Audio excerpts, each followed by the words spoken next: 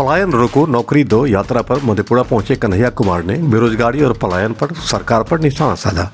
मधेपुरा में कांग्रेस नेता कन्हैया कुमार के नेतृत्व में पलायन रोको नौकरी दो यात्रा निकाली गई, जिसका उद्देश्य बिहार में बढ़ती बेरोजगारी और पलायन की समस्या को उजागर करना था।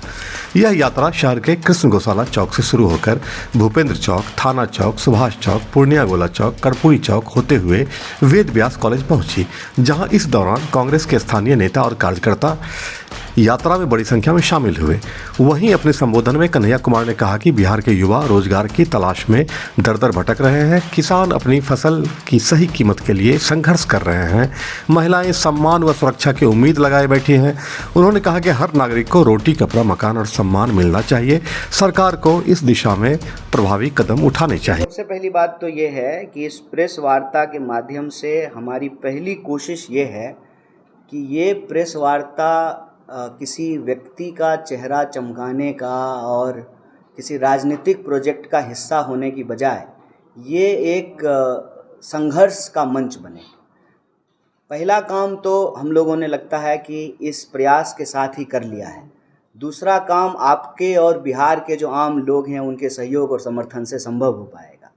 एक तो जब हम कल गए बीपी मंडल जी के स्मारक पे माल्यार्पण करने के लिए, तो मुझे लोगों ने बताया कि पहले एमपी, दलित एमपी 1952 में चुने गए, बाद में भी जो है लगातार चुने जाते रहे। उनके बारे में कई सारी कहानियाँ सुनाई गई कि उनको जो है कहा, मुझे पता नहीं था नेहरू जी ने कहा या लोहिया जी ने जीप लेने के लिए कहा, नेहरू जी ने, तो उन्होंने कहा कि हमारे गांव में सड़क ही नहीं है तो हम जीप लेकर के क्या करेंगे।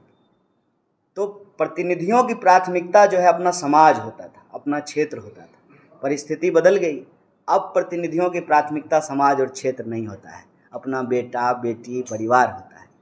तो उनकी क्या गलती थी? वो तो समाज के लिए अनवरत समर्पित रहे।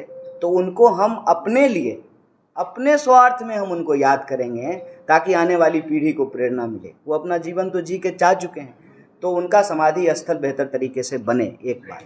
दूसरी बात, जो उनका परिवार है, वो परिवार जो है जिसने इस समाज को ऐसा विभूति दिया, जो त्याग और समर्पण दिया, तो एक बेसिक लाइफस्टाइल जो है वो डिजर्व करते हैं। और यही दो मांग उन्होंने रखी है। तो आपके माध्यम से ये बात जो है हम सरकार तक पहुंचाने की कोशिश कर रहे हैं।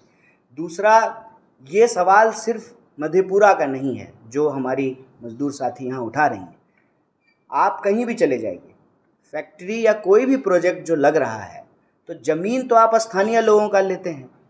उसके चलते जो भी प्रदूषण होगा, जो उसके बाय प्रोडक्ट हैं, जो नुकसान है, जो चुनौती हो, लोकल लोग झेलते हैं। लेकिन लोकल लोगों को रोज़गार नहीं मिलता है। और आपको मैं ध्यान आकृष्ट करा दूं कि इसी से जुड़ा हुआ एक विषय है कि बिहार में लगातार डोमिसाइल की मांग उठ रही है। लगातार जो है विद्यार्थी इस पर आंदोलन कर रहे हैं, कह रहे हैं कि हम बाहर जा रहे हैं, वहाँ भी जो है हमारी पहचान के आधार पर हमको अपमानित किया जा रहा है और अपने भी प्रदेश में हमको रोज़गार नहीं मिल रहा है। तो ये एक जेन्युइन मुद्दा है, ये मधेपुरा से जुड़ा हुआ है, लेकिन अलग अलग ज़िलों में भी ये मुद्दा है। तो हम ये सवाल ज़रूर सरकार के सामने रख रहे हैं और आगे भी इसको रखेंगे कि स्थानीय लोगों को प्राथमिकता दिया जाए। कोई भी इंडस्ट्रियलाइजेशन हो, कोई भी प्रोजेक्ट आए, एक तो जिस किसान का आप ज़मीन ले रहे हैं उसको आप प्रॉपर मुआवजा दें। अभी मैं आपको ढाका का एग्जाम्पल दे दूँ। भारतमाला प्रोजेक्ट उधर से गुजर रही है, मार्केट रेट 20-25 लाख रुपये कट्ठा है और जो है वहाँ पे मुआवजा किसान को 4 लाख रुपया मिल रहा है। और अभी आपको मालूम है कई जगह जो है ये कानून पास हो रहा है। अभी एक कानून पास हुआ तमाम विरोध के बावजूद कि किसान की इच्छा के बिना भी जो है उसकी ज़मीन का अधिग्रहण किया जा सकता है। ठीक है, हाँ। और उसी एमपी में ये भी कहा गया कि जो रोजगार चाहते हैं, जो बेरोजगार हैं, अब उनको बेरोजगार नहीं कहा जाएगा, उसको आकांक्षी युवा कहा जाएगा। बताइए, सरासर बेईमानी कर रहे हैं, जनता का संसाधन लूट करके अपना तिजोरी भर रहे हैं और जनता के मुद्दा पे जो है चुप्पी साधे हुए हैं।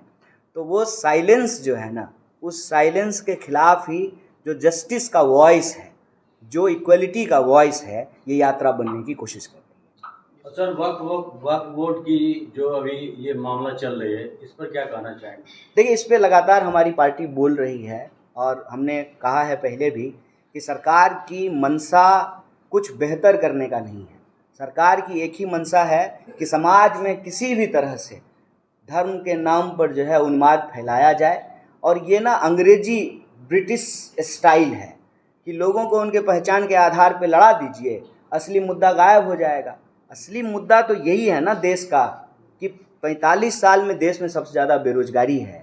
80 करोड़ लोग 5 किलो अनाज पे गुजारा कर रहे हैं। देश का एक पूंजीपति जो है अपने बेटा के ब्याह में 5,000 करोड़ रुपया खर्च करता है शादी में, और उसके जो है ना प्राइवेट चिड़ियाखाना में जा कर के प्रधानमंत्री मदारी बन करके घूम रहे हैं। ये विषय है, इस विषय पे बात होना चाहिए। इस विषय पे बात नहीं हो पाता है। इस विषय पे इसलिए बात नहीं हो पाता है क्योंकि समाज को जो है लड़ाने के लिए विषय है अलग। तो जैसे अंग्रेज फूट डालो राज करो करता था, वही जो है ये लोग सीख लिए हैं। मेरा सिंपल सवाल है कि सरकार बुनियादी चीज़ों पे कोई ठोस चीज़ क्यों नहीं कर रही है? तो मंशा क्या है इसके पीछे? अभी जो है आए हैं गृह मंत्री बिहार के दौरा पे और कह रहे हैं कि जो है हम बिहार को ये दे देंगे, हम बिहार को वो दे देंगे। अरे भाई साहब, हर बार जो है आप जो है घोषणा करते हैं। इससे पहले आपने घोषणा किया था कि हम बिहार को 1,70,000 करोड़ रुपया दे देंगे। कहाँ है 1,70,000 करोड़ रुपया? आपके जो घटक दल हैं जिसके सहयोग से आप कहते हैं कि डबल इंजन की सरकार चला रहे हैं, वो पार्टी बिहार को विशेष राज्य का दर्जा मांग रही थी। उस पर क्या स्टैंड है बीजेपी का, क्या कहना चाहते हैं वो? हम लोग जो बार बार ये मुद्दा उठा रहे हैं कि घर में कितना लोग है उतना ही खाना आप बनाते हैं ना, तो घर समाज में कितने लोग हैं उसको गिन लीजिए, और गिनती के आधार पे लोगों की आर्थिक स्थिति क्या है, सामाजिक स्थिति क्या है, राजनीतिक स्थिति क्या है, उसके आधार पे न्याय कीजिए। तो जो भी बुनियादी सवाल है, रोजी रोटी, कपड़ा, मकान, शिक्षा, स्वास्थ्य, सड़क, बिजली, पानी, उसको छोड़ करके दिन भर जो है धर्म के नाम पे उन्माद फैलाना है, लोगों को आपस में लड़ाना है, यही होते रहता है। मोदी जी ईद के तोहफे पे मुसलमानों को बड़ा तोहफा देने के लिए जा रहे हैं। 32 लाख किट दे रहे हैं। क्या दे रहे हैं? 32 लाख किट मुसलमान परिवारों को ईद के मौके से तोहफा देने के लिए। मोदी जी 2 करोड़ नौकरी भी हर साल दे रहे थे, 15 लाख लोगों के खाते में पहुंचा रहे थे। और मैं तो कहता हूं कि मैं ना उस पर बोलना भी छोड़ दिया हूँ। आपसे बस इतना ही निवेदन है ना, जो सच्चाई है उसको दिखाइए। ये तो आप ही के ज़िले में ना, हम तो आज जीवन में पहली बार मिल रहे हैं, आप तो पहले भी मिले होंगे।